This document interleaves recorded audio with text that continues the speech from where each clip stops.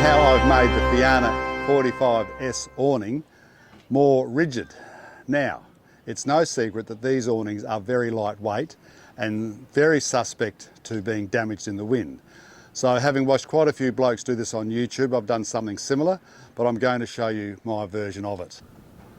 So the first thing I did was, with a couple of guy ropes, I've attached this fitting, which is a very sophisticated piece of shock cord here, and that's attached to the black strap. Now that black strap has two little pieces that fit into the channels on the awning itself. You can see that it has two. You can see the thinner one is actually in the channel. So if you've got a wide channel, you can put the wide clip in. If you've got a narrow channel, you can put the narrow clip in, and that then is of course tied to the guy ropes and down to the pegs. So this is how it looks. And of course I've done the same for the other end as well.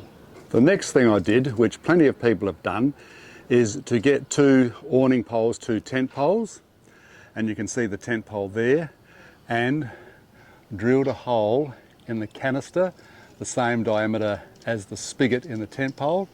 That then goes through the tent pole and of course down to the ground, like so. The next thing I did was bought these blue feet from, I think I got those from BCF, and there's actually a hole in the centre of that fitting which you can't see, which beautifully takes the hex peg without the fitting at the top, so you can drive the hex peg in with your normal hex peg fitting. Then, as many others have done, I've used the leg that comes with the awning and taken that back to fit the caravan, or into the caravan fitting I should say. That's all part of the deal, and that's given it a lot of rigidity. Watch this. So as you can see, this whole thing now is pretty firm. This leg is a very thin leg, but the whole thing is now pretty firm. I don't think we're going anywhere unless we get a really significant wind. Very pleased with that. Now there's one more thing, and that's about the clothesline. I've seen quite a few videos where people have made themselves a clothesline, particularly out of plastic coated wire, but we already had this set up made out of shock cord and a couple of what are called P's which hold the shock cord in place.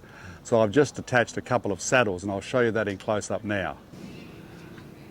So here you can see the saddle, which I've just used some self-tapping metal screws to put it into the tent pole, and then the shock cord and the thing will go through there. Same thing and done at the other end, and there is the clothesline.